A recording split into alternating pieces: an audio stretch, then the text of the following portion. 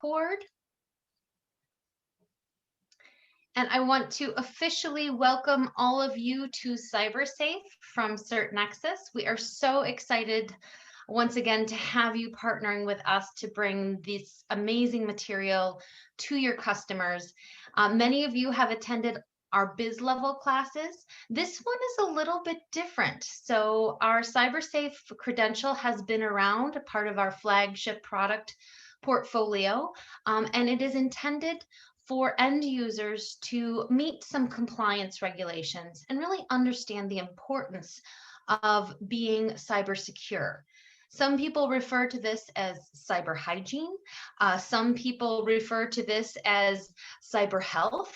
But regardless, the most important thing to remember is that from a security perspective, when it comes to protecting data, we have talked about securing data through data collection, through the use of machine learning, through the use of IoT devices. Today, we're going to talk about how you as end users and how your clients as end users can protect data by doing some very simple, thoughtful awareness items that they can work through. So without further ado, many of you are very familiar with who I am. I am Megan Smith Branch. I co-run CertNexus with my partner, Jeff Felice, and I manage all of the product portfolio and the operations in the back end. So anything that Jeff doesn't do, I do, and vice versa. I've been in the training industry for more than 15 years. I have been with CertNexus since its inception, and I'm very proud of the work that we're doing here at CertNexus. So without further ado, let's go ahead and take a look at what we are going to be doing here today. And the reality is we have a lot of material to get through. Just to level set, CyberSafe typically can be taught anywhere within a 1 hour to 4 hour session. The 1 hour session, we reduce down the material significantly, and we do not allow for any discussion. It is more of a lecture based. It is not what we recommend. Ideally, we'd like a full half day to get through all of the material that we are going to attempt to get through in the next 2 hours, and also to have some robust discussion. This becomes important when you have clients that are doing a private class within their organization who want to weave in some important policies within their organization, such as acceptable use, et cetera, which we're going to learn about here today. So our goal for today is to start to understand the why. Why do we need to be secure? And then how are we securing our devices? And then finally, how do we browse the internet securely? And within the internet, we also are looking at functions such as email, social networking, and cloud services as well, because those are things that we use every day that connect us out to the web and to cloud services in general. So that internet securely is sort of a misnomer because we lump all of that together. So without further ado, let's go ahead and understand the why. I want to encourage you to use the chat panel. I will do my best to monitor it throughout the day here today. But, you know, very quickly, either unmute your phone or put in the chat panel, why do we need to worry about end users being secure? Why can't we just rely on our IT departments to do this, or our SOCs to make sure that none of these bad things are getting into our network? Really, why is this important? And when you're talking to your organizations and your internal partners as well, it really comes down to a number of different things. It comes down to security compliance, and I'm going to go back here. It goes down to what those requirements are, and how do we recognize some of the typical ways that we are insecure, and we as end users allow some of these negative things into our networks and into our cloud networks as well. Because actually, and when we look at the statistics, over 90% of the breaches are caused by human error. And that human error is typically You know, with the exception of some of the more mature cyber attacks that we're seeing here, typically these are coming in through just end user error, clicking on an email or going to an unsafe area within the internet, or allowing some additional personal information to get out there via social networking. So what we're going to do here today is to try to go through some of the things and understand the terminology around cybersecurity that end users have to have. And the first one is compliance. So how do we take a look at the rules, the regulations, or the practices? And some of these compliance regulations are imposed by the organization itself. So company policy, maybe it's regulation by the government. You have to do these certain things. And some of these are self-imposed examples. So understanding how we determine our own passwords, how complex we make those passwords. And then we have some examples of externally imposed examples is some regulation, Sarbanes-Oxley and PCI DSS, that is information that is used in the financial world to make sure that our data that we are using and exchanging um, through our credit cards is secure. So as we start to look through these things, we're also going to understand that this has a tie back into everything that we've been talking about so far, which is data privacy, right? This is a very important of cybersecurity awareness and security compliance. But let me be very, very clear. This is not a data privacy class, but there are global laws that we're starting to see. In Europe, GDPR, which has affected not only European companies, but organizations around the world who have any sort of communication with residents and citizens of the European Union. Local laws that we see, and for instance, in the States, we have one in that is the California Consumer Privacy Act. And that is requiring companies protect all of their sensitive data that the organizations executes. This can result in fines for those companies, for those organizations, and it can filter down into the individual. So data privacy becomes very important. And one of the things that we hear about when we talk about data privacy is PII. This stands for, if you're not aware of it, personally identifiable information. So this is data that can be linked to an individual. Now, this is split into two categories, and you can see them here. First of all is the standalone data, right? That standalone data can identify that person right away with just one piece of data. Or if it is combined with information that is one piece of that data cannot identify that individual. So for instance, standalone data may be a driver's license number, it may be a passport number, credit card numbers. Those automatically tie that number or that information back to an individual. Also biometric data, right? I know on my phone, I use my thumbprint to access many different accounts. That automatically identifies me as an individual. Things that we don't even think about, right? Our rewards program. Remember when we used to travel and we would have a hotel loyalty program? That is tied back to me as an individual. And we always think of names, right? Well, a name identifies an individual. However, there can be more than one person with your name out there. So we have to combine something like a name with a second name, maybe a last name, or a date of birth, right? There are very few, probably Megan Smith's branch, born on the date that I was born in the year that I was born in, right? So combining that gets us much closer to identifying an individual. Simple things like tying back an amount that we donated to a charitable organization. We don't think about donations to that, but that donation with my first name and my last name can identify me as an individual. So you have to think about this data that can be combined and some of the risk that we see there. And the reason that we talk about this is, this ties into the security policies that organizations have established. And security policies are really implementing best practices in a way that is a rule. So when we look at security policies, as we go through how to protect ourselves and secure the data that we have, not only our personally identifiable information, but also the data that is tied to our organization that we have a view into, either through file share or maybe database access. And so what we are always going to tie back to is, what is your organization's policy? What does that look like? And do you know what it is? I don't know if you have an organizational policy.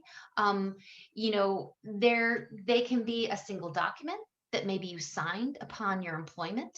They can be federal guidelines if you're working with organizations that are tied back to a government.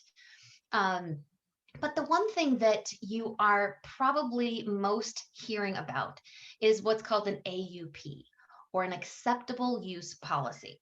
Now, this outlines how an organization expects its members to behave with the technology and the tools that they are given. So, in an ideal world, employees would use equipment, applications, internet access for business purposes only. However, in reality, many people mix personal use with business activities while they're on the job. And this can result in considerable loss of not only productivity, but it can also give access to bad actors to some of the things that should be kept at the business level. So when we look at what are the consequences of non-compliance, not complying with these policies, there can be a broad range of consequences. It can go from disciplinary action within your organization up to termination, to lawsuits, to fines at the organizational level. So this can be pretty significant, but it should be if you are non-compliant, it should be very clear in the policy or the acceptable use policy what the consequences are. Now, this may appear in the acceptable use policy, and the consequences may show up somewhere else in an employee handbook, but they should be explained fully to all staff so that there is no misunderstanding, right? How many times do we sign policies and procedures as we're going through the stack of paperworks that we have to? So if you're not familiar with what your organization's policy is, it might be time to go back and take a look. I know that we here at CertNexus, we review our acceptable use policy on a yearly basis. So we're going through that right now. So we're peeling through to see what that looks like. Now, how do you create an acceptable use policy, and what other resources are there for maintaining security compliance? These are things that you will have at your access, or maybe within the human resources department, which is responsible for many of these things. They may or may not be working with the IT department or the cybersecurity lead within their organization to make sure that these things are up to date. So things like a handbook, we've talked about that acceptable use policy, maybe some legal documentation, maybe some documentation from the IT or the human resources department. Maybe your health information management department, if you work for a healthcare industry. Even your organization's website can have resources on it. If your organization or you are part of an industry, it can also mean that you have guidance, professional guidance through your industry as well. We do a lot of work with the IEEE that has significant ethical and security policies within the use of its documentation, and that is a professional organization for engineers. Also, you can reference government websites. And when I say government, it could be everything from regional to federal to global, right? When we look at things like GDPR. And also legislation that's out there that has been passed. So making sure that you have an understanding of what these new things are. And while you may not be the person responsible for it, many of us spend their first few minutes of the day browsing through news networks to see what's relevant in our area. So looking at some of the new guidelines, when you see that new legislation is around, even just, giving a heads up to maybe some of your people within IT or security and saying, hey, did you see this? How does this affect us? Simple measures like that can make a huge difference within an organization. So now that we've talked about compliance, we want to move into what is a main source of security breaches, and that is social engineering. So as I said, some of the weakest links in all the data security are the users themselves. So believe it or not, we can all be guilty of this. And when I talk about social engineering, I'm not talking about social platforms alone. This has different avenues of attack. So anything that exposes an organization, right? So social engineering is really a ploy to get someone to do something that they wouldn't normally be inclined to do. So I'm going to repeat that because most people see social and engineering and they think of social platforms like LinkedIn or Facebook. It doesn't have anything to do with that. It's about getting a person to do something that they wouldn't normally do. As you can see on the screen here, this is a perfect example of, you might get a phone call. And this doesn't have anything to do with your laptop or your phone, but you might get a phone call that says, hey, I'm calling from help desk or I'm calling from Microsoft and we're seeing that there's some weird activity. Could you give us, we need to get into your account. So can you verify your username and password? Sounds very official. Maybe they've gone so far as to coordinate what their incoming phone number is to a phone number that looks a lot like within your organization. But if anyone is asking you to do this and you haven't been given a heads up from your security team, don't do it. But this we see a lot of times in consumers who are scammed, but it happens within organizations as well. And remember, if you're mixing business with pleasure or business with personal, as we like to say, on your company issued technology, then oftentimes the two can interact. You get a phone call on your personal cell phone asking for access to something, you give it to them, and all of a sudden they have, and you access that account or that website on your business computer, and all of a sudden it opens up a world. They have access into files that are on your computer or database access that you may have. So think about what would work on you. And we're all vulnerable, right? Even as aware as we may be, we are all vulnerable. It's not just my 85-year-old mother who gets a phone call that says, your grandson needs money, please wire it. It's all of us. There's a way to get in, whether it is a message from our boss, a message from somebody higher up in our organization saying, please share with us this information. We want to please the people around us. So what would work?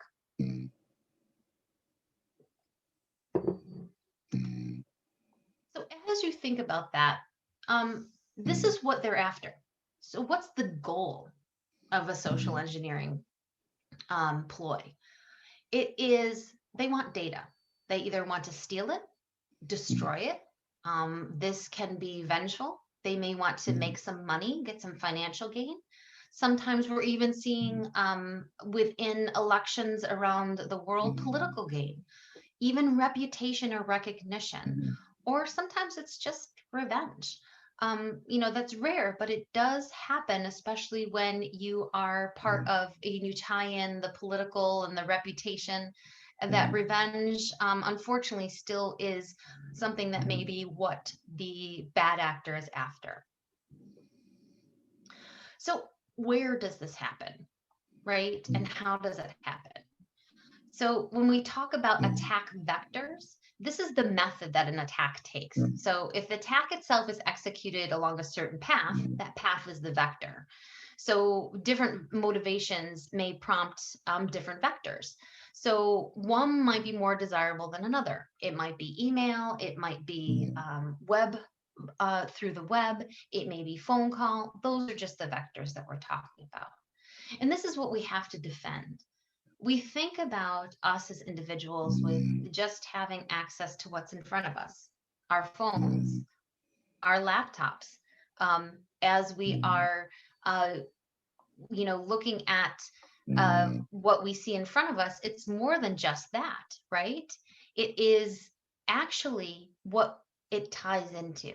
Now, it may be a large set of servers locally. It may be cloud infrastructure. It may be databases that we have access to. But this is really when you think about any time you give access to anything, think beyond that laptop, think beyond the organizationally issued phone. Think about network access, think about premises access. I know that many of us are going back to or offices and think about your swipe card, right? How does somebody get into swipe card? That's all digitally monitored and controlled. Think about I know that Ivan and I talked last week in the IoT biz about all of this technology that's enabled in smart buildings. So our heating and cooling, that is all controlled digitally. So when we start to think about what we have access to and what somebody coming into our network or our infrastructure has access to, it can be exponential. So when we talk about how they do this is the big list of social engineering attacks. How many of you have heard of some of these before? Phishing, probably one of the most common terminologies or types of social engineering attack that we see. But within that is spear phishing, right? Now I'm going to briefly go through these. This, I will say, is a little important if you're going to be going for your CyberSafe credential after this. So we're going to spend a little bit of time here. And it really is based upon how we are going to get that access to information. So phishing is via email, right? Misrepresenting in email to obtain sensitive information. We're going to talk about examples of that later on. This is usually attempted against a broad audience with no specific target, as opposed to spear phishing, which has a targeted specific group of individuals. So this may be a department, say all the accounting staff or all of the human resources staff, and they are considered to have a high target value because of what they can access in terms of data. Now, whaling, another type of phishing, but this is really specifically targeted to C-level executives or high-profile individuals. So if you look at phishing, spear phishing, and whaling, all done through email. Now, vishing, on the other hand, is not through email, it's by phone, so by voice. So think of voice and vishing. Impersonation, now this is exactly what it is, pretending to be somebody that they're not. This often happens on social networks, that somebody hacks into an account and pretends that they are, or they even might send an email with an email that's similar to a friend's name or a coworker's name. Now, tailgating, now we're getting into physical security. So tailgating is when you follow an authorized individual into a secure example or a secure area rather. So think about when you're going into a building and you have to badge in and you just hold the door open for the person behind you. That's actually tailgating. This requires physical presence. But it is one of the more risky social engineering attacks for the attacker, so it's not done as much. Piggybacking, this is very similar to tailgating, but the difference is that the authorized individual actually knows the attacker is following behind them. So they could be either complicit in letting that person in the building, or they may not know that what the person's intentions are. They've befriended this person. They're just letting them in because they're being friendly. Now, when we talk about shoulder surfing, it's exactly what it sounds like. We'll talk about this later, but it's looking over somebody's shoulder or, peering into their phone to see what they're doing, maybe entering in a password. We see this a lot in spy movies these days. Baiting is when you do exactly that. You entice a potential victim with a promise of very desirable items, free music, tablets, movie downloads. I have a daughter that's currently at university, and that group of people is very susceptible to baiting because they want free stuff, right? They want the coolest, freest stuff. Farming is now we're moving into the web traffic, right? So this is redirecting web traffic to a fraudulent website without us knowing, right? Or without us consenting, even more important. Quid pro quo is the same in engineering attacks as it is other places. This is where we promise a benefit in exchange for information. Dumpster diving. All right, this is going back to the physical. This is old school. This is going through somebody's trash in the hope of finding sensitive items. But you can see all of these different social engineering ways that we can attack and getting somebody. Remember, social engineering is getting somebody to do something that they normally wouldn't do. And then finally, the last one is pretexting, which is where we create a fictional scenario in order to gain somebody's trust and sympathy.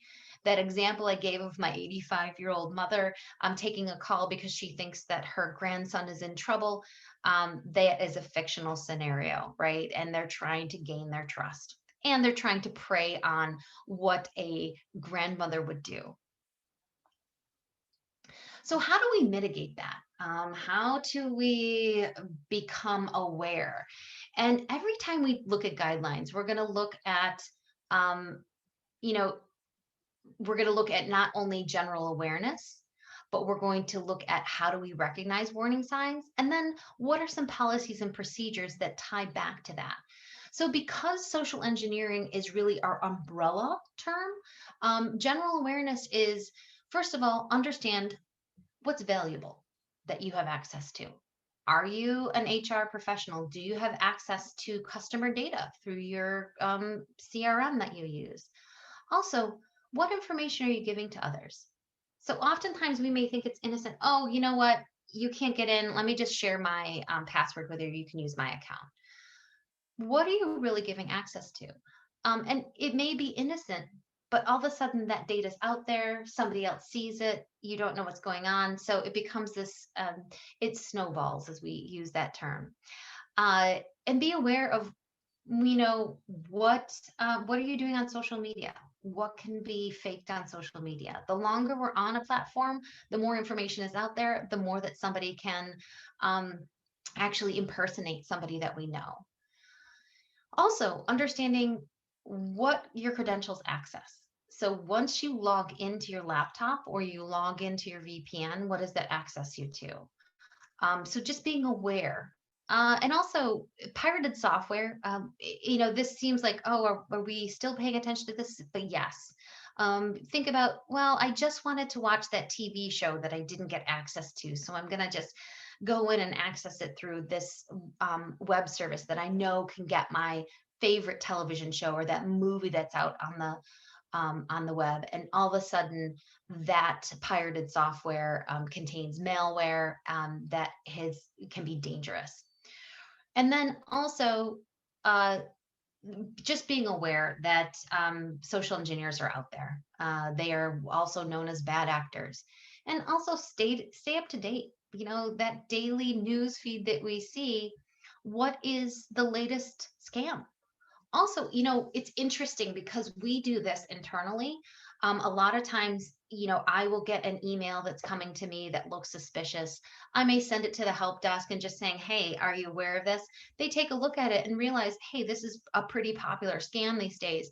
And they send a message out to the rest of the employees. So simple things like that can really save organizations and individuals from a lot of security theft or breaches. And then what are the warning signs that you need to be aware of for social engineering? And you're going to hear these repeated throughout today's session. The reason for that is that, remember, this social engineering is the umbrella of so many of these other things that we're going to talk about. So right away, I hate to say it, but you got to be suspicious, right? If somebody's asking for something, be suspicious. It's okay. Think about, should they have it? Oftentimes an easy thing is, hey, listen, why don't I call you back? Why don't you give me a number to call you back at? After I verify it with my IT department. Pretty simple thing to do. Be suspicious of questions that don't fit the person that you're talking to. So if they're impersonating somebody and they're asking you for information about something they should already know, that's a red flag. There's that callback for verification. And then media websites, right? These things are easy to install. Would you like to add this? Add this on. I would just be aware of those pop-ups. A lot of us have pop-up blockers on our web browsers, and that's not a bad thing because it's oftentimes a distraction and oftentimes a way that many of these social engineering ploys can be put in. And then, the other thing is physical, removable media. We think of USB flash drives, right? One of the most famous breaches was it was a while ago. I want to say it was 15 years ago. Wow, long time ago, where somebody just scattered a bunch of free USB drives in the parking lot of, I think it was the FBI or the CIA, a government agency, and people were just picking them up thinking, oh, free flash drive. And sure enough, somebody put it into their computer and infiltrated it with malware. The other thing is, be aware of your physical surroundings. So this is an example of shoulder surfing here. On this slide, it's just somebody looking over your shoulder. If you Google shoulder surfing on the internet and you look at some of the images, you'll think, oh gosh, I've been in that situation before. Physical things, normal things that you would do at your house. And then email. Just don't open it if you don't know the source. We're going to get into this a little bit later about how can you identify some of these things. Anything that offers something free, there you go, red flag, be suspicious. And then finally, what are the policies and procedures that align with this? This is where your data privacy policies, your security policies, your facility policies come into play. Now, one of the most important steps you can take is to contribute, right? So those simple things like forwarding an email and saying, is this something I should open? Is this real?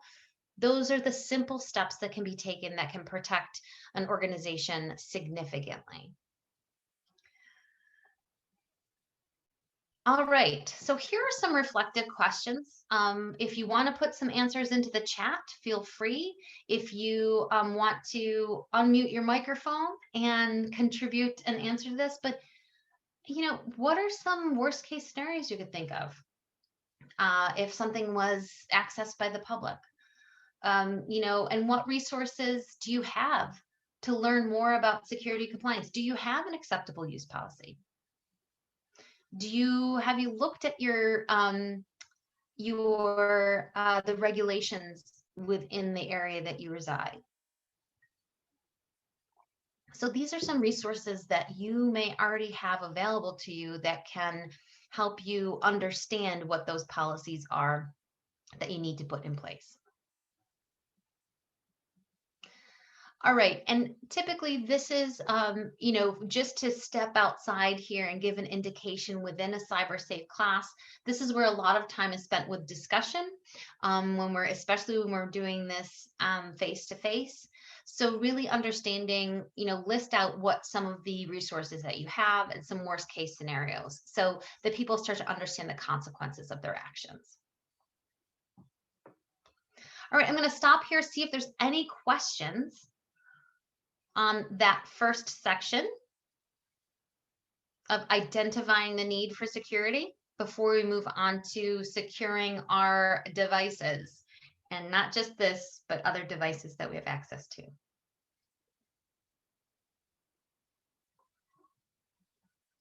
All right, I am not seeing anything in the chat, so we will keep moving here.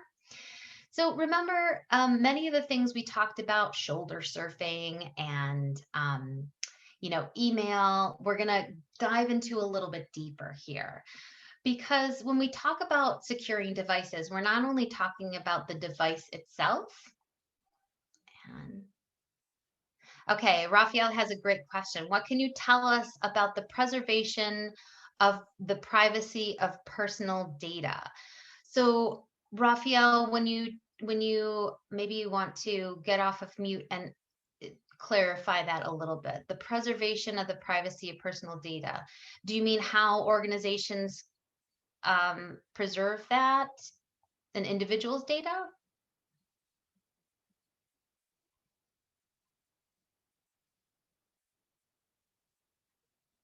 Okay, perfect. Thank you.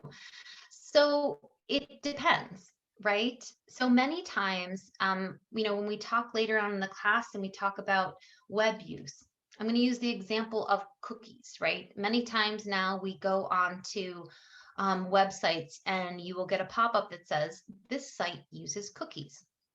Well, there are different types of cookies, and those are just a cookie is accessing data, right? So it is going in and looking at the behavior of the person that is accessing that website. And there are different levels set up. So it may just be tracking where you go on their site, right? That's a general high level cookie for a website. I went from page A to page C, back to page B, and that comes back in the analytics. But it also may track other things. So if you ever open up in it, the next time you open up a browser, it says this browser uses cookies. Open up the more information about cookies, and it will allow you to select what level of information you can share. So many times, the preservation of our personal data is baked into regulations driven by things like GDPR.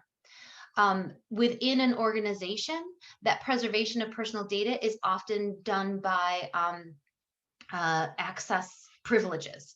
When we talk about privileges, who has access to what within the network, who has access to certain databases, things like that. So the preservation of personal data is dependent upon how the organization is managing it, what policies they agree to, which is why as individuals we have to take that extra step to really understand how is this data being used. The other thing that drives me absolutely nuts, when you try to access something and it says, would you like to access through via Facebook? Well, if you do that, or whether it's Google or Facebook or LinkedIn or whatever it is, or Pinterest, that's another one I see a lot, is when you allow them to use your profile, and this is a way for people who are, like, quite honestly, we're a little lazy. We don't want to set up an account. So we just say, oh yeah, go ahead and use my Facebook account to log in. What they're doing is they're going in and they're reaching into all of that data that lives on your Facebook account. This includes friends. It may include posts. This may include photos. So I highly discourage you, if you have to set up an account and it gives you an offer to do it through Google or through Facebook, don't do it. Because then what you're doing is that you're giving them access to all of the information that lives behind that profile. So that's just another example. I know we went off on a little bit of a tangent there, but it's a great question, Raphael, and there's not one single answer. It is very dependent upon not only the policies that an organization has in place, but also where that organization resides, who else they have as customers. So let's say within Colombia, you have a regional organization that does not do any global work with somebody in the European Union. They do not have to comply with GDPR. But most of the time they do, because if you have a website, chances are you have to assume that somebody from the European Union is going to come in, and you want to avoid those fines. All right. So Raphael, thank you for that question. It's a really, really great one. So physical security, let's move back into that. Not only do the devices themselves have value, but they are connected, right? So they may be connected to other things that we've been talking about, virtually priceless. When we talk about virtually priceless, financial information, social security information, those are personally identifiable information that may be accessed to somebody. You know, cash data that tells behavior, right? So behavior can be an indication of our actions. Behavior is, well, every day when I start surfing my on the internet for dog pictures, right? I start to look for dog pictures because I just need a break throughout the day. That indicates that I'm not paying attention. And so that indicates a behavior that I have. Or maybe I always go and update my LinkedIn profile at the end of the day. That tells somebody that I'm going to be leaving for the day, and might give somebody an opportunity. So it seems to make sense that if you lose a device that doesn't belong to you, that belongs to your organization, that you should report it stolen or immediately. And the reason for that is, first of all, it allows your organization to secure that data immediately, to lock that device. And so, well, you know, you may be concerned about getting in a little bit of trouble for, you know, maybe leaving your laptop on the top of the car and driving away with it, and noticing that it ended up in a parking lot. Not that that happened to anybody I know, but report this immediately. Or even if you've lost your phone, I have a coworker that I used to work with. We traveled significantly, and there was a time when she just left her phone in a restroom, and she went back and she was able to retrieve it. Believe it or not, nobody stole it, but it had been there for half an hour. Now, she didn't report it, but after taking CyberSafe, I recognized that she should have reported that it was out of her possession for half an hour. You don't know who went through that, what they could have done with it. Hopefully, nobody accessed it, nobody touched it, because chances are if they touched it, they would probably steal it. But it is a perfect example of when you need to really be transparent about when your devices have been in and out of your uh, reach. So just like we have security policies around social engineering, we have organizational policies around security on the devices. So for instance, things like which devices are allowed to access sensitive data. You may not be able to log into financial information about your organization through a home network. You may only be able to do that through a virtual private network. We've seen this a lot with COVID-19, with people working remotely. Or maybe you have to go into a physical space to access something. Which devices are acceptable for storing data, right? You may have cordoned off your network security people. And we talk about this in one of our higher level courses of CFRs. We talk about not only permissions, but access, right? Where certain data can be stored, and how it is stored.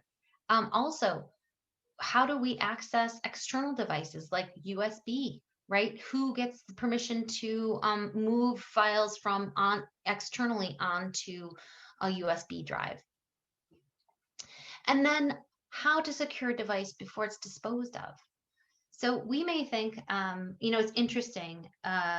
My husband used to work from home, and when he was terminated from his last position, you know, they said, oh, don't worry about sending your laptop back. So believe it or not, he actually had a laptop in his possession that belonged to the organization. Well, he could have just taken that out or recycled it or maybe donated it to somebody, but it had valuable information on it. So, you know, luckily he was responsible enough and sent it back to the organization. But an organization should understand how they're going to dispose of a device before, and making sure that they get all of the data off of it, because that data and the access to data through that device can be pretty valuable. Now, it's not just your laptop. Um, you know, how we are tracked, our digital presence or digital footprint, is not just our browser history. And believe it or not, deleting your browser history does not delete your digital footprint. It's still there. So if you don't want your boss to see that you've been searching on pictures of dogs at the end of the day, or cute kitten videos, then perhaps erasing your cache or your history is not going to be enough. But your digital presence is much larger.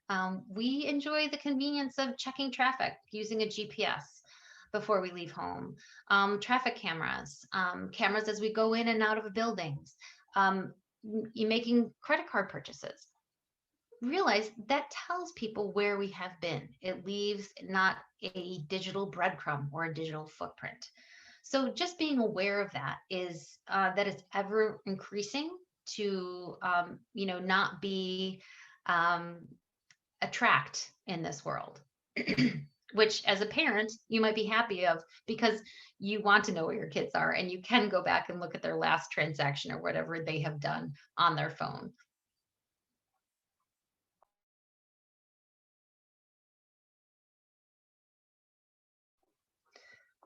All right, I'm checking the chat here again. All right, excellent. So once again, we want to get into guidelines for maintaining device security. First of all, I'll make sure that your device has not been altered. A term called jailbreaking devices to bypass normal security. Make sure it hasn't, nobody has done that. Not leaving your devices unattended, right? Thinking about those things that we talked about before, shoulder searching, or never accessing data, sensitive data in a public place.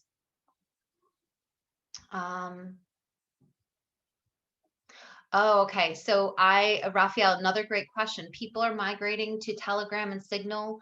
And these are social media devices or platforms that allow people to talk without some of the permissions or tracking that is done on some of the larger platforms. And you are probably aware of the new, Raphael brings up the WhatsApp or the WhatsApp policies. Because WhatsApp is owned by Facebook, they changed their policies so that they have access to data. It's just, Raphael, that is fantastic because it shows your awareness. And so what I think about it personally may be very different than what you think about it personally, or what my teenage daughter thinks about it personally. And that is just being aware of what those policies are, what access they have, and how comfortable you are with sharing that information. So moving to other platforms may be the solution. However, making sure that the other platforms, a lot of these newer platforms don't have policies in place. So they're basically the wild, wild west in terms of your data. So you start to put information on there, and what are they having access to? So there's never a good situation. If you don't want to have a digital footprint, don't engage with digital technology, which is virtually impossible these days. So, just being aware of how many platforms you are using and have access to, what those policies are, can help you understand what information you're sharing and what type of personal information you're sharing on that. Many of these platforms, I know a lot of people use aliases, which may be good for protecting personal information, but can also be dangerous in terms of if there's criminal activity going on, things like that. So we could have a whole another 2-hour discussion on this, Raphael, but the importance is making sure that you are aware of what those policies are before you engage in some of those platforms. 100% agree. And then the other thing I want to be very aware of, and we're going to talk a little bit more about this, is connecting to public Wi-Fi, right? Many of us, luckily, cellular technology has advanced significantly, so we don't always have to minimize our cellular usage, or maybe leverage a hotspot that we have, which ties into a cellular network. So we aren't as tempted to tie into that public Wi-Fi. I was at a store yesterday, and as I walked into the store, I get a little notification on my phone that says, "Hey, did you know that this store has public Wi-Fi?" I'm really not going to go onto public Wi-Fi in the store, because as soon as I start putting information in, it's an unsecured network. So we're going to talk a little bit about that as well. But when we're talking about device security, those are some good guidelines. Also, making sure that they are protected using passwords and authentication. Um, Make sure, be very cautious about saving passwords on your device. We're going to talk about some really good password managers that can be used. They can also be used on different devices. Um, that includes some of the password keepers from things like Google, etc. Remember, I said don't use Google to, set up an account. That's one of the things they have access to. Remember, they store all your passwords in many cases if you're utilizing that service from them. And then making sure that you're taking advantage of all the mechanisms on your device to secure it. And then making sure that you regularly back up to a secure location. If your institution does not have that set up for you, many organizations are storing valuable things on clouds, but understanding what needs to be stored up there and how it needs to be stored, especially if you are managing sensitive information around finances or other people within your organization.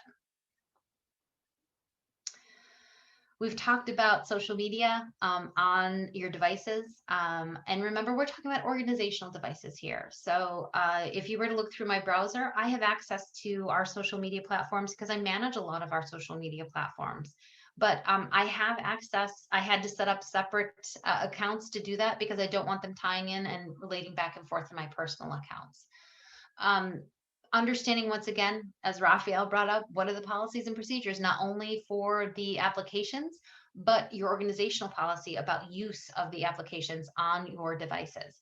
Many business organizations do not allow you to upload non-verifiable apps onto, say, mobile phones or even within your laptop as well.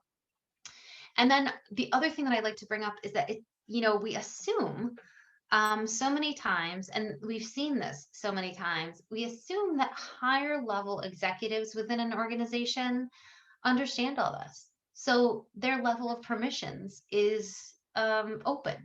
So they're allowed to download things onto their laptop. Just because they're at a C-level does not mean that they understand the basics of cybersecurity and cyber hygiene. So this is why CyberSafe becomes important for every level within an organization, because we don't want to assume, right? We don't want to assume that just because somebody has a seat on the board, that they are not utilizing their laptop for personal reasons, or that they're not downloading software that they shouldn't be downloading. A lot of times I've seen this happen where C-suite executives go into their IT department and say, you know what, I can't wait for you to give permission for me. I need to be able to download stuff whenever. And because it's somebody that's at the top of the organization, that help desk person is thinking, oh gosh, I don't want to get in trouble, so I'm going to give them permission. And then we've opened up a can of worms. All right. So one of the things that we want to talk about now is, okay, so Eduardo asks, great question. We're going to get into authentication now. Is it advisable to have different passwords and usernames? Essentially everything just as a precaution. The short answer, Eduardo, is yes. But the long answer has to do with leveraging things like password managers that auto-generate passwords for you, because there are only so many different versions of your dog's name and your mother's birth year that you can put together. Raphael, what do I think of the travel history that Google keeps? I think that, if we want the convenience of using Google to track and use their maps location, we have to be okay with the history that they're keeping on us. So once again, this is where your personal choice is going to play into. There's a lot of different options, even within, and a lot of people say to me, well, Megan, I have to use my mobile device. I gotta use maps. Well, a lot of times, so I have a wearable, I have a Fitbit, and it automatically sets up so that it has a GPS on it all the time. So it's pinging a GPS with my location. You can turn that off. In fact, most devices that have any sort of GPS with them, you can turn that off. Even within Google, there are ways that you can turn these things off. So it takes a little work. But I have I really like the convenience of some of the things that are offered out there. I really am not thrilled about people knowing where I am at all the time. So what is the trade-off? What are you comfortable with? That really is the question. And not only what are you comfortable with, but what is your organizational policy align with when you are tying into organizational devices? That's more important when we talk about CyberSafe for organizations. So when we talk about authentication, passwords are one type of authentication. It's something you know, right? Whether it is automatically generated, but you know it, you have access to it. There is something you have, which can be a token. This was very popular. They are still popular within a financial institution. So these tokens that generate codes that have to be put in, and are regenerated on a certain time basis. And then something you are, which is our thumbprints, our eye scans, our facial recognition, which Windows is using right now. So these are the three types of authentication that we're going to really quickly go through. So each authentication, and this is important, just a note, is called a factor. So every time you combine a factor, whether it's something you know and something you have, or you have a stronger method of authentication. So we hear about one factor. This is the weakest kind of authentication there is. It's just a password, right? Somebody can shoulder surf. They can know what your dog's name is and, the year that your mother was born and figure it out. Two-factor, a little bit stronger. So this is you put in your thumbprint and a password. Multi-factor. So if you access any sort of financial institution, many times what you're doing, you're putting in your thumbprint, you're putting in your password, and then it's sending you another code, right? Sending you a code on your phone that you have to type in to authenticate. That is considered a multi-factor authentication. It's using multiple pieces of identifying criteria that you agree upon putting in to validate who you are. So the more factors you have, yes, it takes a little bit longer, but as I like to remind myself when I'm frustrated about waiting for that code to come through, it's a lot faster than walking down to my bank or getting in my car and going to a physical location. So these are the things that you want to keep in mind. The more valuable the information you're accessing, the more factors you should have to protect it. So here we go. We're going to go through this pretty quickly here. I think most of us are familiar with what passwords are. Passwords are just a combination of characters. PINs are a short numeric password. Now, I do not recommend PINs to access information. An example is Windows allows users to use PINs to set up a PIN to bypass the password. I do not recommend that because PINs are usually shorter and they're easier to figure out. Patterns, it's when you use your finger to swipe things, it's just a series of swipes, up, down, right, left, whatever that is. And then passphrases. This isn't as popular in many organizations because it's, typically it's, if you know something about somebody, it's usually personal information, so not as likely. But these are the different types of passwords and PINs. When we talk about password managers, here we go. So here are some recommendations. This is not a commercial. There are good password managers out there. LastPass is one of the ones that, and Password Keeper is another one. Dashlane, I don't know about. 1Password, but these are what they do is they hold all of your passwords, they encrypt them. You have to have a multi-factor authentication to get into your password keeper, and it also can generate random passwords for you so that, Eduardo, to your point, you can have a different password with every single application that you're using. It does become takes a little bit longer to access things, but the more information that you have access to, the more valuable you are. So think about, if you are that, if you're part of that spear phishing campaign, if you're in HR or you have access to your customers' data, then it is valuable data that you have access to, even if it's not directly through the app that you're going into. Remember, bad actors are going to find their way to what they want through other places, right? They're never going to go walk in the front door. No one's going to walk in the front door, but they might find a crack in that. They might find the dog door in the back of the house and climb through there. They can still get upstairs. So think about it as a physical space, as your digital space as well.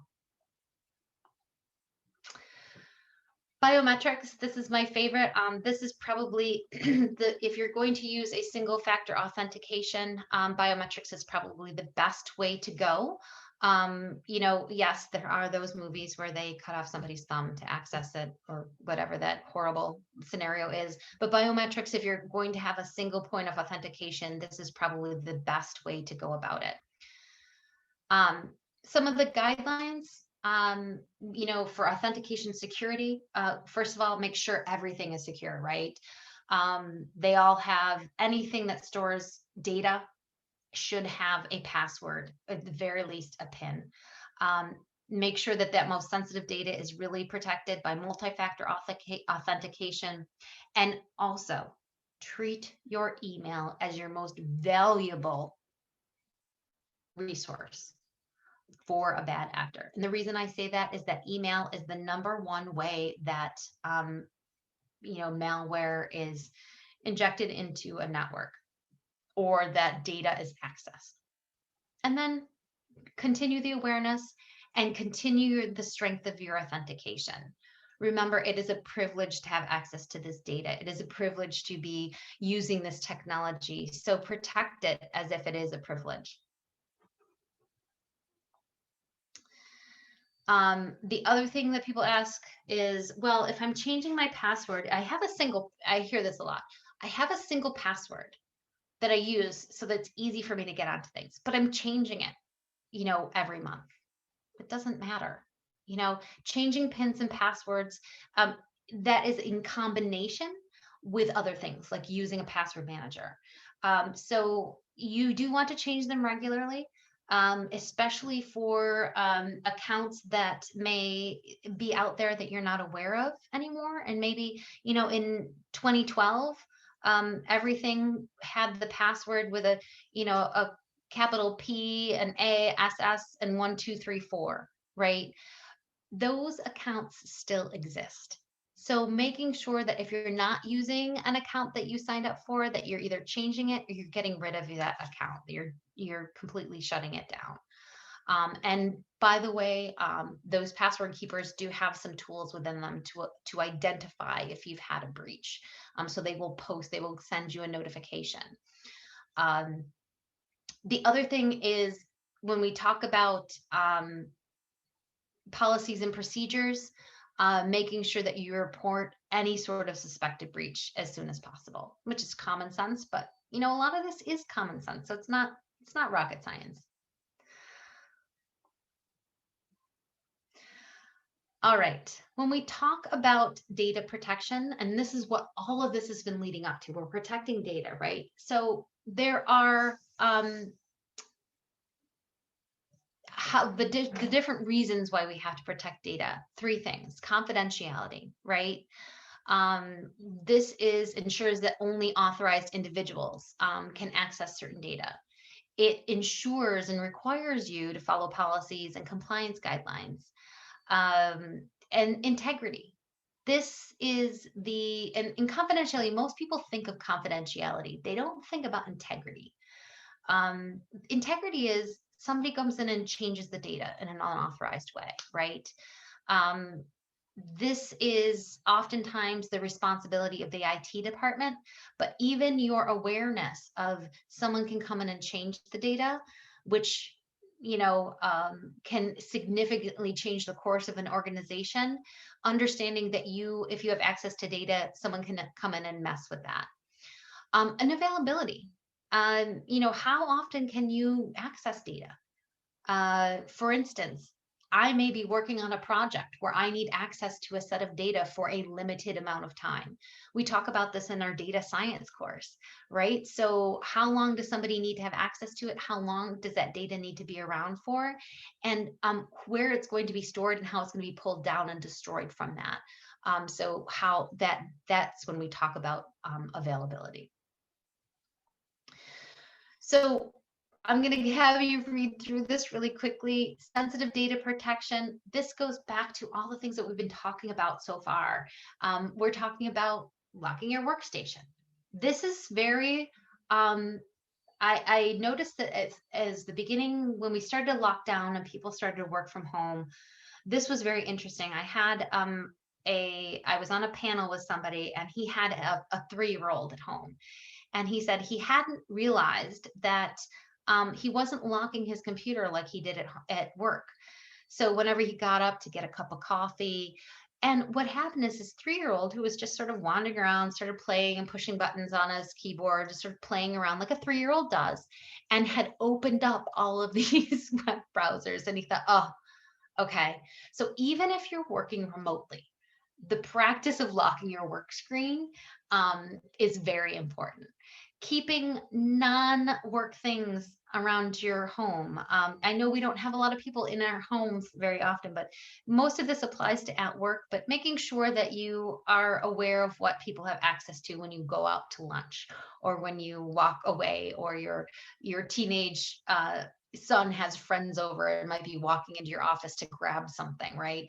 Um, and then also where you are. If you are being sent a file and it's time sensitive, make sure that if you're in a public area, that you get to a place that it's not as public.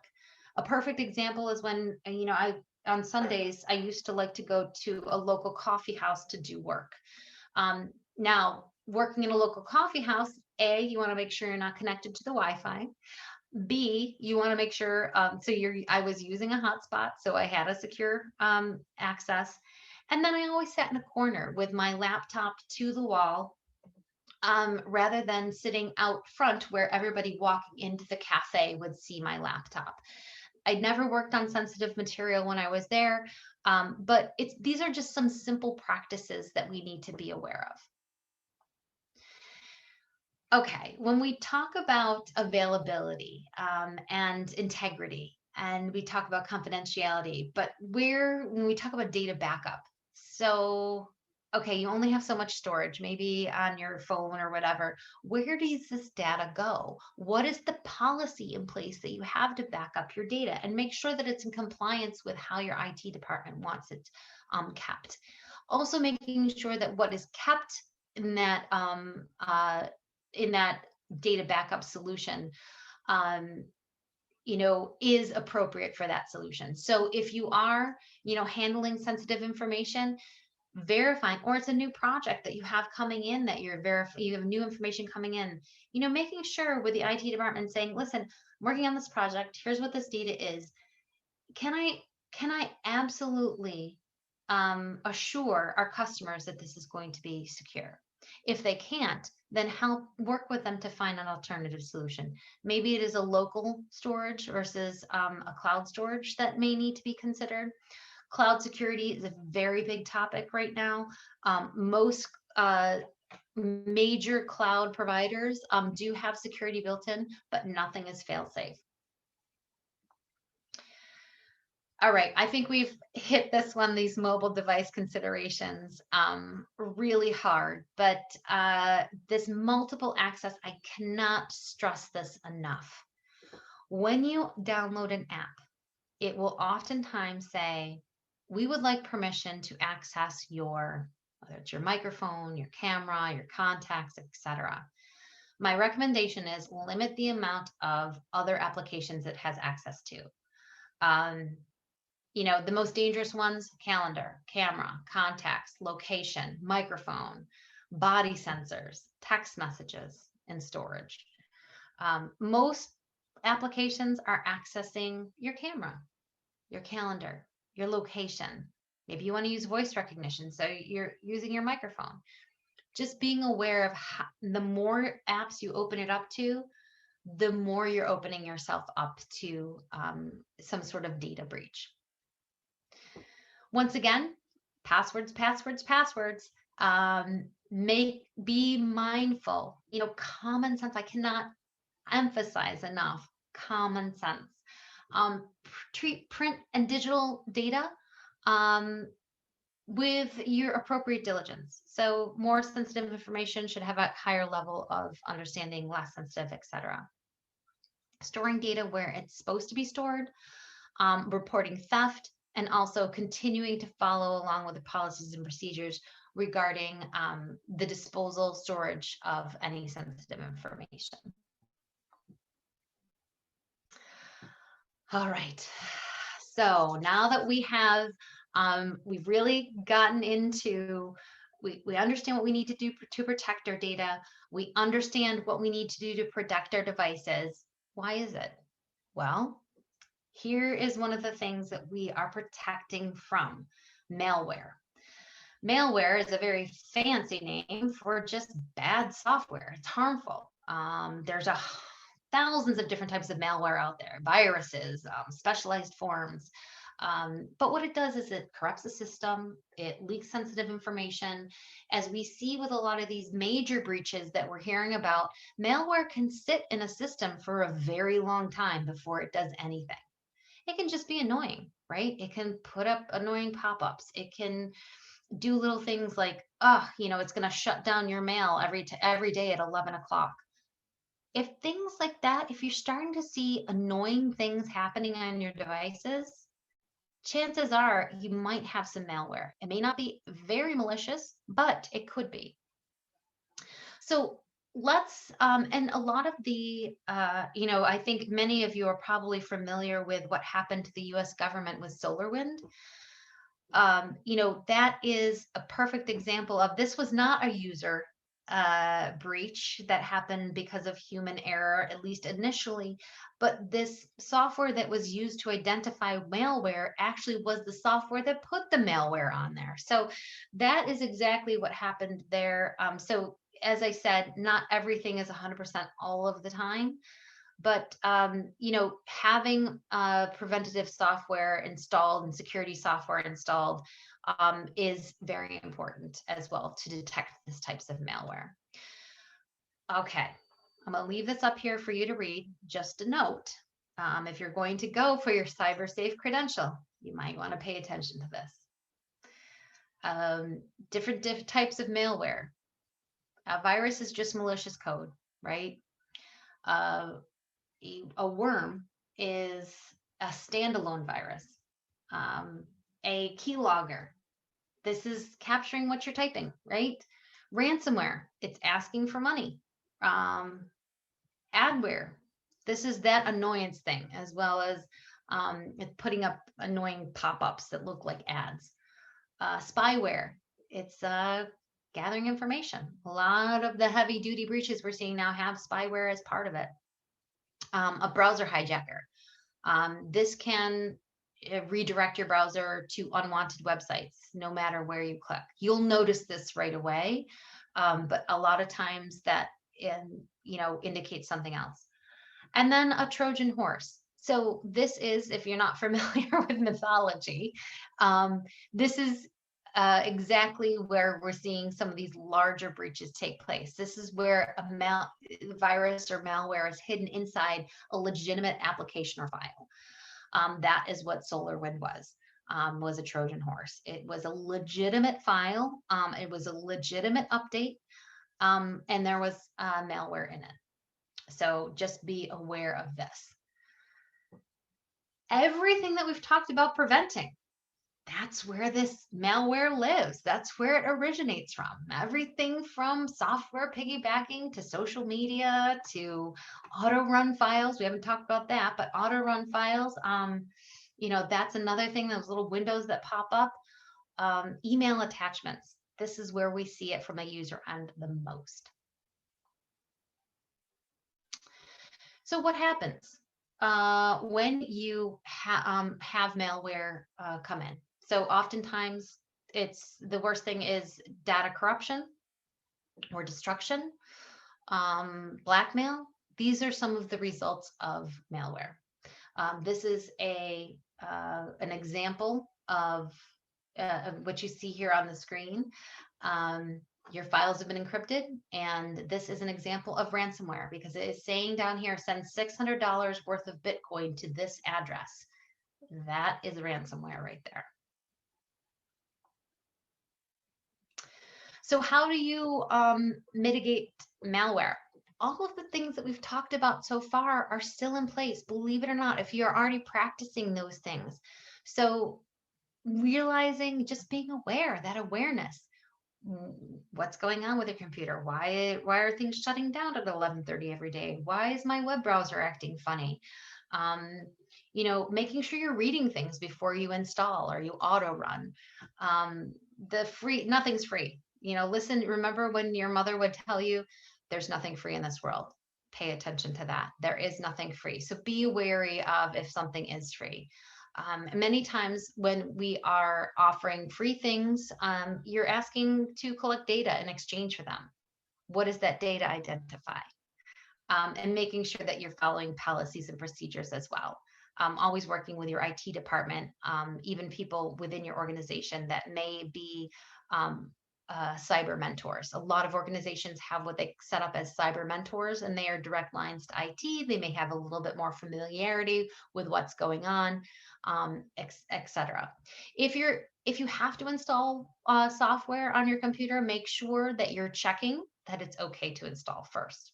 It only takes an email, and usually every single IT department and security department that I've worked with is very, very appreciative of you doing that.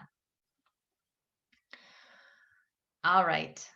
So I mentioned wireless very briefly, but we're going to move on to wireless devices. And I think it is pretty safe to say that the majority of technology utilizes wireless technology. There's different wireless technology that's out there, but it's just a way to access the internet, right? And the functionality of the internet. So different types of Wi-Fi networks. We've got, once again, pay attention to this if you are looking to take your credential. You've got an open network. So when I walk into my local cafe, oftentimes, or in a hotel, many times I'm walking into an open network. There's no password. It's maybe unencrypted. It's a little bit different than public. That public may be asking for some information to get onto their network. So you may need to identify your email account to get on there so they understand who's on that public network. Closed, this typically requires a password. So if you have a hotspot and somebody else asks if they can get on their hotspot, they need to know the password. Also, you see this when you connect to internet. If it is closed network, it requires a password. And then private is within a specific organization. It may be open, it may be closed. So it is, many organizations have an internal network and a guest network. But it also, both of them require a password. And by the way, one of the terms that I keep using here that I don't want to take for granted is encryption. Encryption just simply means it scrambles the data, so only authorized users can read it and interpret it. And what that means is it's not that it's showing up on your screen encrypted. When it's traveling to you, it's encrypted. So I always like to think of it as a box of cereal.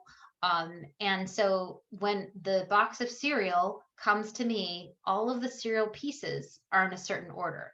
As it travels to me, right, that cereal gets shaken up and moved around. And when it comes to me, it is not, if I were to get it, I could potentially get it back to the way that it was when it first came off the shelf in the factory, but it gets moved around, it gets shifted, and then it comes to me the way that I want it, right? I can pour it in my bowl. I can enjoy it for breakfast, however you want to think about it. Risks in terms of where we connecting to different wireless. Oh, I also want to, I apologize because this may be, I can't remember if this is a question or not on the exam, but Security techniques that we talk about are WEP, or WEP or WPA. This is the original WEP, or wired equivalent privacy. That is the original password-based Wi-Fi security method. It's very weak. You don't see a lot of WEP Wi-Fi out there anymore. Most of the time you're seeing WPA, or Wi-Fi protected access. It is password based, but is much stronger.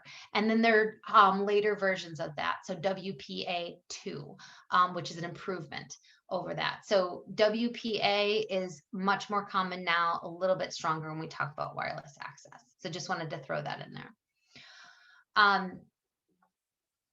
So I'm sorry, personal devices. Make sure you understand what the policy is for using wireless on your personal devices.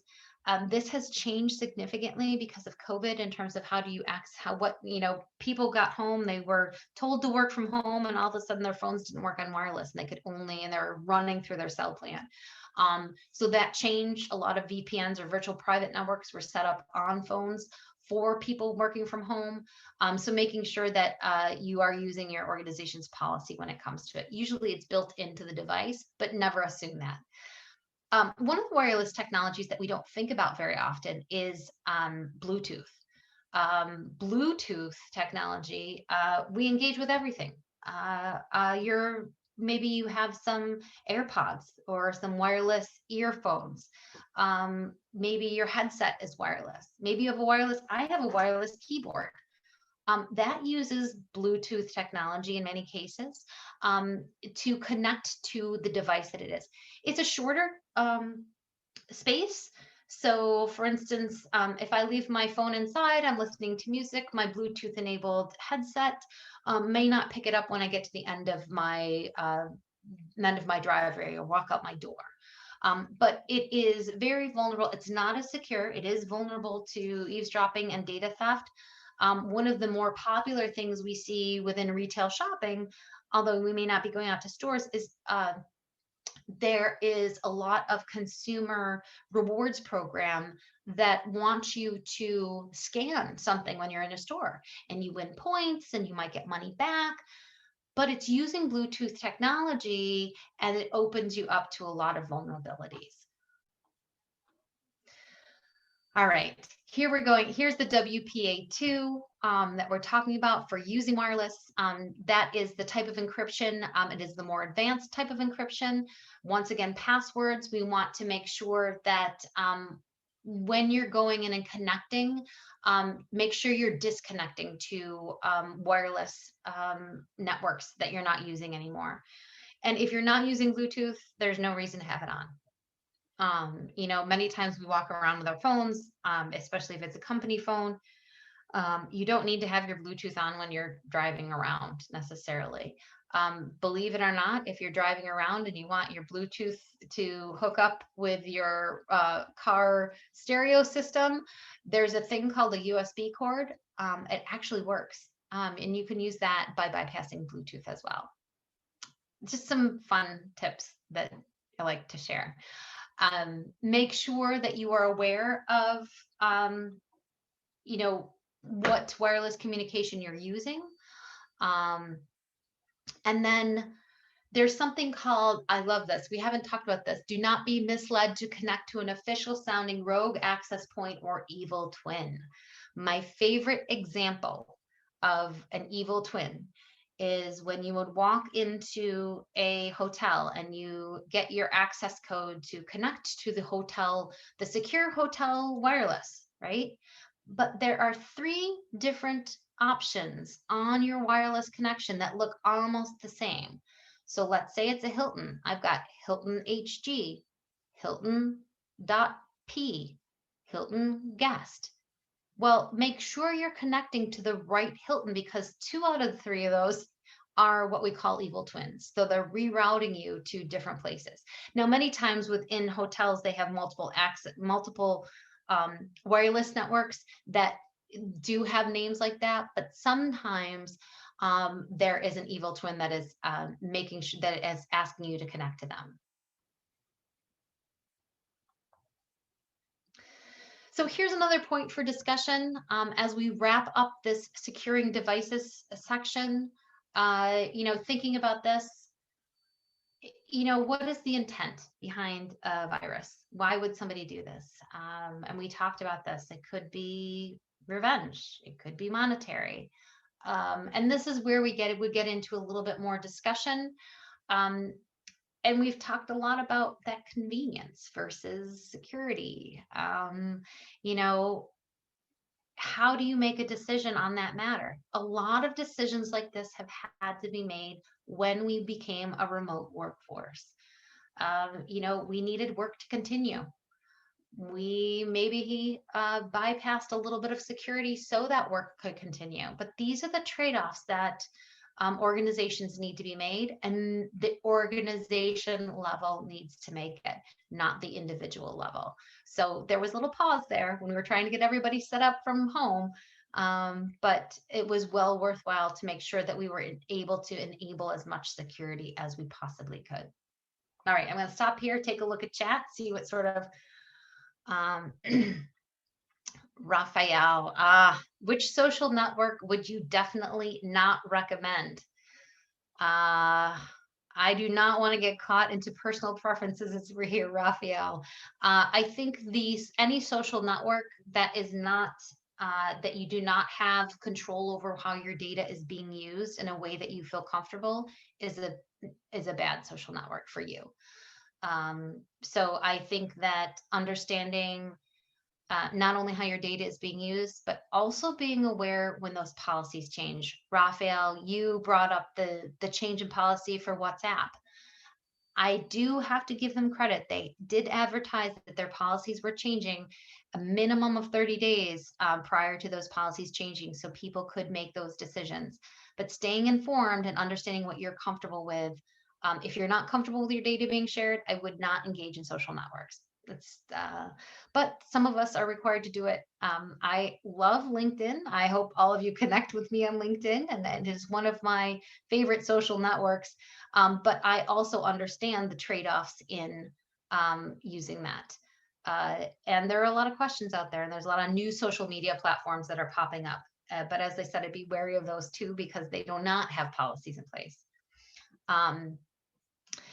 Sam indicates malware has the ability to capture data from the root folder in the hard disk. Okay, Sam, you're absolutely right. It does have the ability to get in and damage things at a much deeper level. But from an end user perspective, we need to understand that it can do a virus can do bad things, right?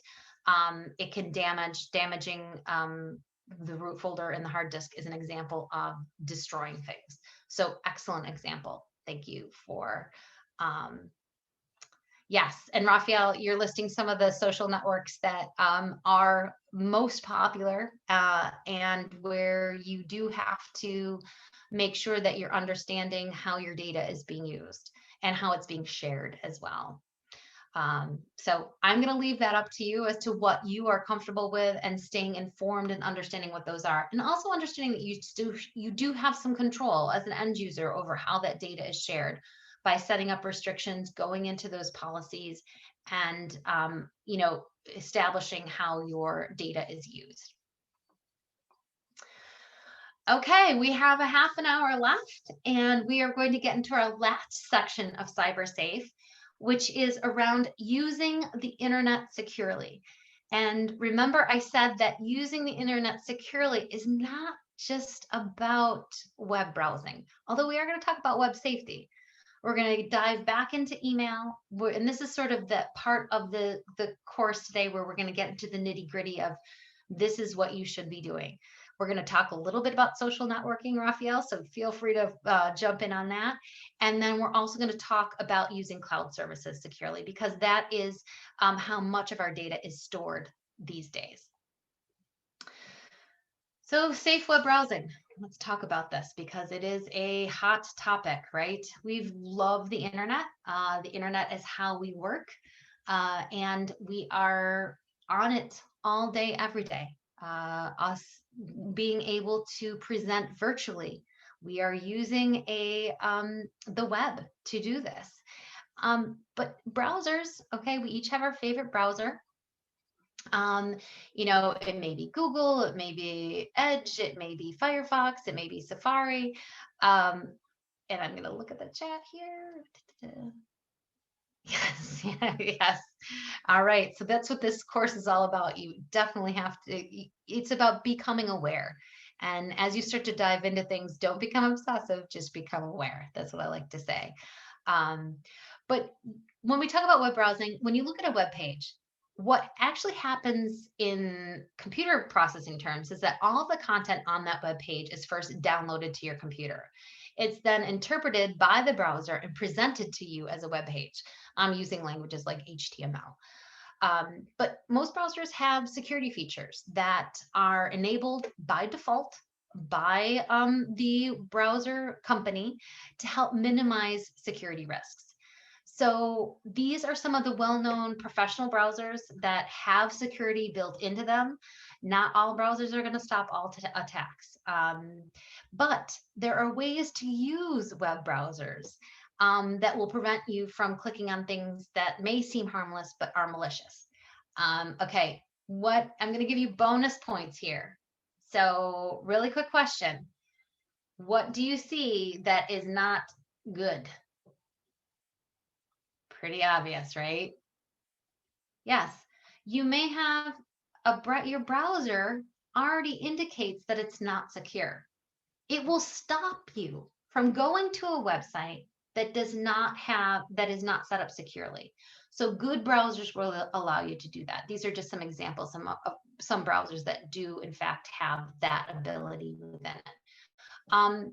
The other thing to pay attention, and by the way, once again, you may see this on an assessment somewhere, but the URL structure, URL stands for the Uniform Resource Locator. Basically, it's your web address, right? But it follows a structure. So it has, first of all, the protocol, right? The HTTP, if you've ever wondered what that stands for, is a Hypertext Transfer Protocol. This is the most common protocol of the World Wide Web, right?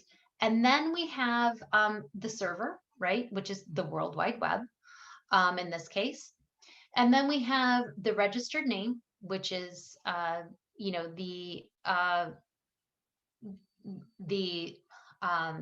the company that you're going to, right? And the TLD, or the top level domain.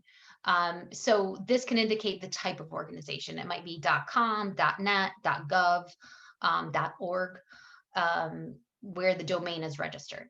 So this combination, and then you get into where you want to go within this address. So maybe you don't want to just go to the top level, you want to go to a certain folder, and then you want to go to the file name, which is the exact web page within that folder. Now, what I want to point out is that while HTTP is very common, it is also not secure. So if you do not see an S at the end of that, it means that that website is not secure. So HTTPS is using encryption, and so it is more secure. That's not 100%, but many web browsers will have an indication of a little lock there that indicates that it's secure, and it will actually say secure on it. This is an example of Google. I know Safari also does this. Edge does this as well. But noting when you go to a web page, we may do it without even thinking, but it will catch your eye. I guarantee you, if you go to an unsecure website and you see a little unlock here and maybe red, it will catch your eye. Even if your browser doesn't give you that pop-up warning that we saw at the beginning of the section that says, we will not allow you to go here. So because hackers are very smart, they use URLs that look pretty familiar, right? So they look like things that we would typically go to. We want to go to Citibank. Well, this looks good, right? But my Citibank doesn't have a dash in the center here, right? Oh, I go to Gmail all the time, but it never says my Gmail. Yahoo, that's a good one. Now, this is a fun thing to go through. Maybe if you want to put in your chat, what else do you see wrong here?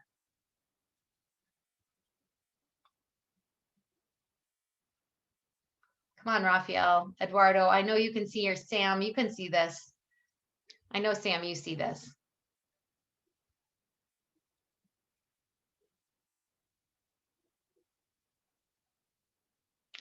Well, I'll give you an example. Online here is not, it doesn't have the HTTPS,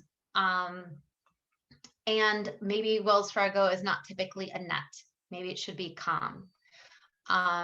Yahoo, you got an extra O there. Oh, we're getting some answers here. Let's see. Yes. So Chase does not have the period in it. Yes. Okay, so these are examples of websites and URLs or addresses that look like things that we would typically go to, but they're altered just a little bit to take us to a place that we should not be going. The other thing that you may say is, well, I see these bit.ly links all the time. Social media platforms like LinkedIn converts a lot of longer URLs to a shorter URL using bit.ly. Now, the thing with bit.ly is that you cannot see where you're going. Here's what I will tell you. If you hover over a bit.ly link, it should tell you exactly where it's going. You also can use the bit.ly page to find out what that link represents before you're going to it. So if you are looking at an article on LinkedIn from an organization that you don't typically follow, that maybe is something about cybersecurity, and it has a bit.ly link to it, just hover over it, put it in and find out where that link is actually directing you to before you click on it. Because the other thing is there's no S. So every bit.ly link should have an S on it. If it doesn't have an S, don't go to it. All right, I think I have made my point here. Here's just a review of all of the guidelines that we've been talking about. Use a trusted browser. If you have add-ins, make sure you're not using anything that's unnecessary. There's a lot of add-ins that are out there so that when you go to a site, you can get discounts. Everybody loves a deal, right? But make sure that that those are approved, because oftentimes those will inject malware. And here's my favorite. If you're unsure of a link, type it in an address bar in a separate window. Bookmark commonly visited sites so that you don't accidentally you're trying to go to your bank, right? You want to go to HSBC and it takes you to a bad site that's not HSBC, but HSBCC, and you just don't notice it because you're in a hurry. So bookmark your commonly visited sites, especially those that have valuable information living behind them, financial institutions, anything that has data behind it. You've already learned how to recognize suspicious URLs and avoid clicking pop-ups.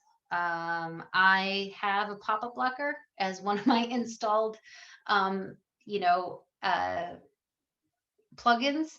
I love my pop-up blocker, but a lot of times I will go onto a site, especially when I'm reading articles, that will ask me to disable that pop-up blocker. I want to make sure before I do that I do it just A, temporarily, and B, that it is a secure site before I do that. Also I will let you know, a lot of times what happens is you'll go to a site that you go to very commonly, and all of a sudden you'll get this notification that says this is no longer a secure site. What I would do is contact the person that's the administrator of that site. It's happened on one of our partner sites every once in a while, and it's just showing that their security certificate is not up to date. It just takes a while. Sometimes it takes a few hours for their server to update it, and everything is fine, but their certificates are not matching. So just abandon that site for a while, give it a minute. A lot of times it's just a matter the administrator has to go in and update their security certificates. Email. Everything that we've talked about so far applies to the email. Senders, make sure you know who it is. If you're sharing sensitive information, use a password protected attachment or an encryption, or using a protected site to share valuable information.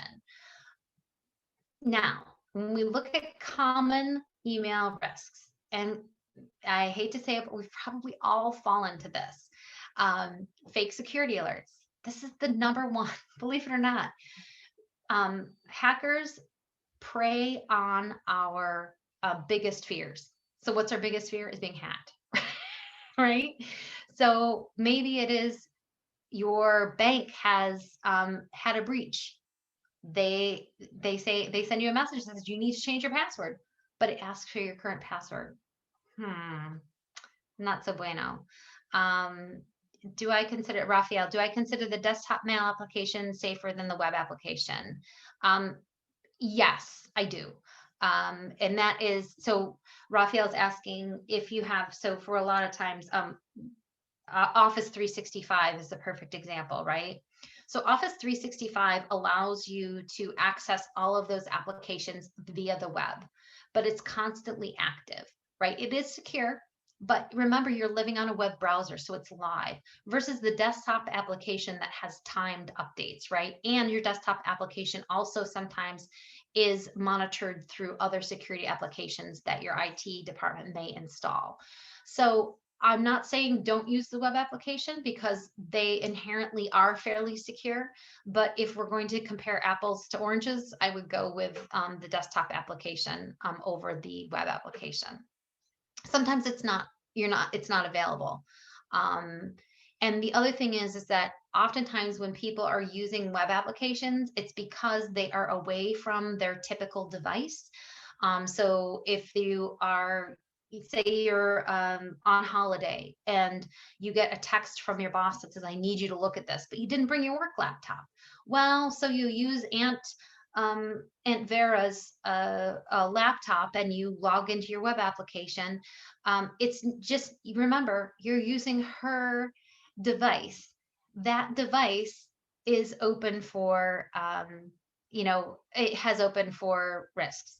Oh, Raphael, I am not getting into the Apple or Android conversation. I am an Apple person. My husband's an Android person. They both have benefits and drawbacks. It is, from a security standpoint, both of them have had breaches. Both of them have done things successfully. So you're not going to get me on that one, but good try. I like that. If you talk to an Android person, they will say Android. If you talk to an Apple person, they will say Apple. So I think that Android, you have to have a better understanding of what applications live behind it, because there are a variety of different vendors versus Apple is one vendor, and they are the ones doing most of the security living behind and I am not, I prefer to have that work done for me. So that is probably the reason why I prefer Apple. But I also have used Android devices, and they are just, I feel like they have, just from a security level, just a similar level of security. You definitely have more ability to change those security requirements on an Android device. So it's just a matter of what you prefer, once again. All right, so let's get back to our email risks here. This is, and we're going to see this. So many of you have, if you look in your, if you're using a service like Outlook, if you look in your junk folder, your clutter folder, you will probably find 4 examples of this. You got a free offer. You have somebody that's asking you for help. You have somebody that's asking you to go in and verify your password. They are saying that your they are saying that your taxes, you're being accused of tax fraud. And then you're going to get a call from the government, or somebody's going to come into your house. These are common email ploys and risks. The other big thing is attachments. Attachments can be very riddled with opportunity for hackers. Now it's convenient. We all love to send. I love to send things via email. It's so much easier than remember a fax machine or, oh my goodness, mail. But use use email attachments. You want to make sure that you're recognizing who it's coming from, right? If you're getting an attachment that you're not expecting, that's the number one. Number two, check the sender's name, right? So does it match who you know? So if I'm looking at the image on the screen here, I've got, then her name is Linda Jameson, but it's coming from Belinda P. That doesn't necessarily match. And by the way, I've never worked with anybody from Develotech. Also, the subject line. The subject line should indicate something significant or something that is known to you. So a reply, reply, reply indicates that this is not something that I know is coming to me. Also, make sure that the message is clear. You know, you want to, it's in character. So typically this person that this Linda Jameson that I know typically has a signature in her line and also has an email warning below. I'm not seeing that here. And by the way, Linda never writes regards. She always writes thanks or have a great day. So this doesn't look right. If it doesn't look right, don't open the attachment. Okay, now we're going to get into this fun, what is a phishing technique that we see? So the email is not addressed to you. Now with email marketing, a lot of times we can put in that person's name. Here's one thing that I love to do. Whenever you sign up for a marketing list, put in your name in a way that you can identify it. So for instance, my first name is Megan. Maybe I will put in all lowercase, but I will put in just Meg. I will know that that is something that I don't want to pay attention to. It's a little bit of a scam. I still get the information, right? I signed up. I told them I was okay getting their marketing material, but I know that it's something that is not vital, not important information. Now, if I want it to be vital and I want it to be important, I put in my full name. That's just a little trick I have. Also, one of the things, once again, we're seeing that the sender's name does not match the email address. And then the domain is misspelled, right? So I think, so here we have and things that are misspelled here. Maybe Yahoo has the extra O in it. There's no name in the subject line, right? Or there's no subject line. Or this case, the subject line is something that is going after you're appealing to your human nature. We want to help the needy. Well, who doesn't want to help the needy? And then it is a personal appeal, right? And also look at the spelling errors. Oops, sorry. So a lot of times things will be misspelled. Things will not be so right here they've got a lot of capitalization in here that is not appropriate. You've got weird breaks. All of these are things to pay attention to. If it is a threatening tone, once again, those spelling or grammar, signature is blank, we talked about that. It's asking you to update information, or the message uses the authority of a C-level. I have so many junk emails that come in from the CEO of our company.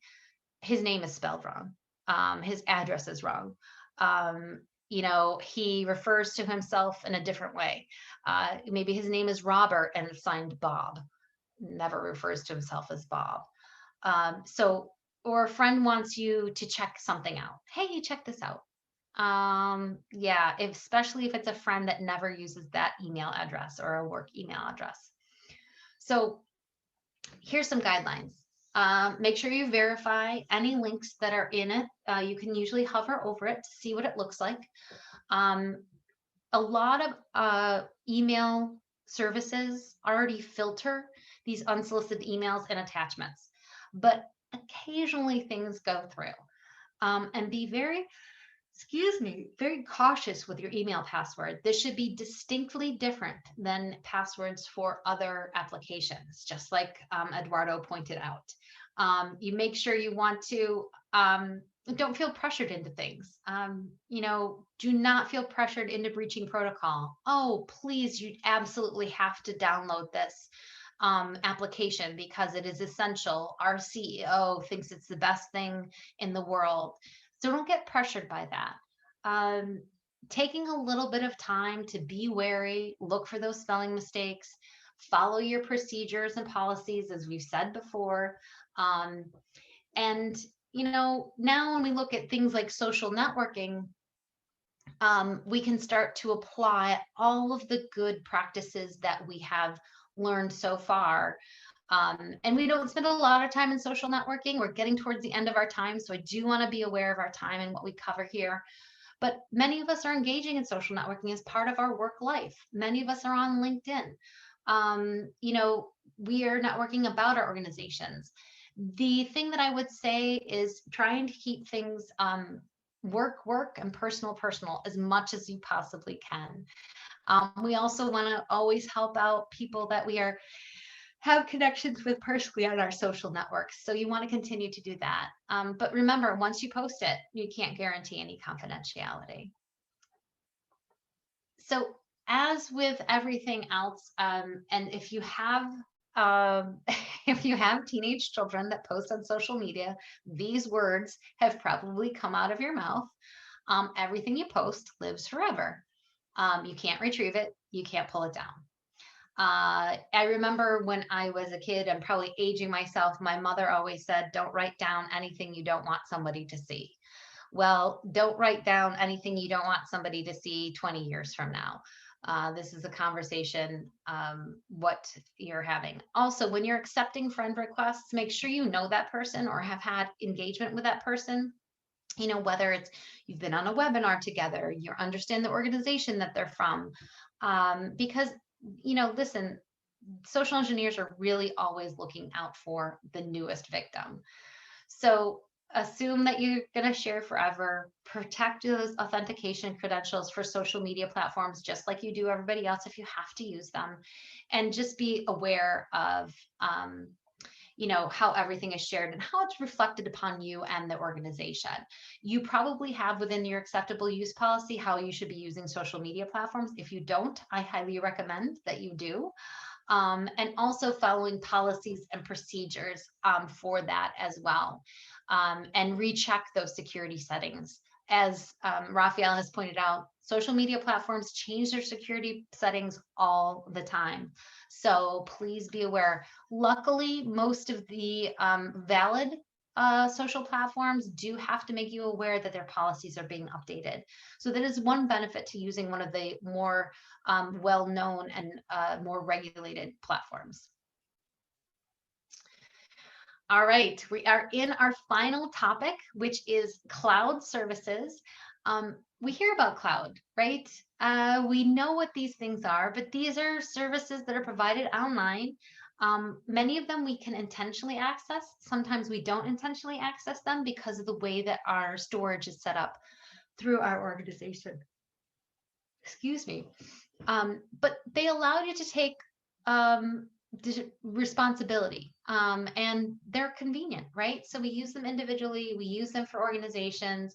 Google, Dropbox, OneDrive, AWS, these are all examples of cloud services that are managed by third parties. So the difference is, we think about data, and if you took data science, you took IoT, Ivan, you'll remember this from last week, that you've got things that are stored locally and then things that are stored up in the cloud. Now, cloud services have a lot of different advantages. First of all, you don't have to pay for the space in your own and maintain all of those storage facilities. There's a cost to the service, of course, but the other thing, if you took data science or data science for business professionals, understanding that a lot of times the data that goes to cloud can be shared.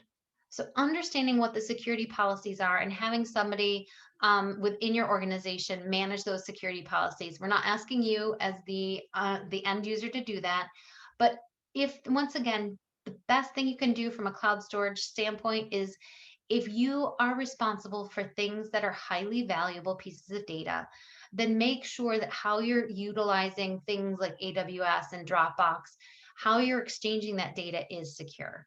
And always verify it with your either policies and procedures or with your IT people. Because here's the risks, right? It's at risk because it's maybe open, and here's a reminder. The security risks are at the vendor itself, but you also are the ones that are going to pay for it. So while the breach may occur on AWS, you are still responsible for the fallout of that. You don't have as much control. And the other thing is the data going up to the cloud in transit. There's always risk when you jump from one source of data to another source of data. How that data in transfer is managed. This is where you bring in a lot of practices that we've heard of, like blockchain. So blockchain is a type of encryption that is used to move data from point to point. And also just being aware of what cloud services security is out there. If you have listened to the IoT biz, you will have, this will look familiar. Whenever you have data moving from one device to another, then you have a point of each of these little dots, and each of these little zigzaggy lines is a point where data may be accessed. All right, so how do you use it? Non-critical data goes in first. Local backups, make sure you have them. And then IoT devices, once again, that multi-factor authentication becomes so important. And just being aware, being vigilant about your credentials. Multi-factor, multi-factor, multi-factor. I will say it over and over again. And then making sure that when you get rid of any data that might have contained sensitive information, you want to make sure that it's also destroyed in that same manner if it's being stored in a cloud. And then, when we're looking at policies and procedures, as an end user, making sure that you're familiar with what those policies and procedures are, and not connecting devices to a network without the guidance from IT. Approval becomes very important when we're talking about cybersecurity habits. All right, we've got a minute to go. I'm sure that many of you are thinking, okay, I'm feeling a little bit better. Raphael pointed that out. I have to be a little bit more cyber secure. I'm sure you could answer these on your own, some of the ways that you can use the internet more securely. I'm going to stop sharing here. And thank you very much. We have concluded CyberSafe. You are done. Now, the next thing you need to do is to go into the Choice platform and click on the CyberSafe assessment. And once you pass that successfully, you will earn your CyberSafe credential.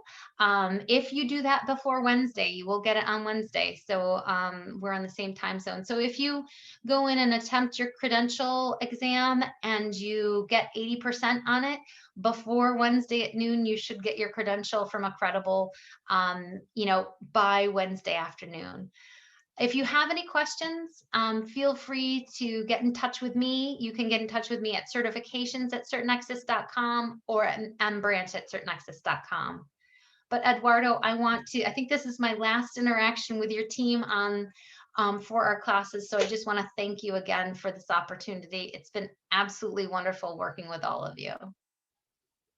Thank you. Thank you, Megan. That has been great. And it was a very interesting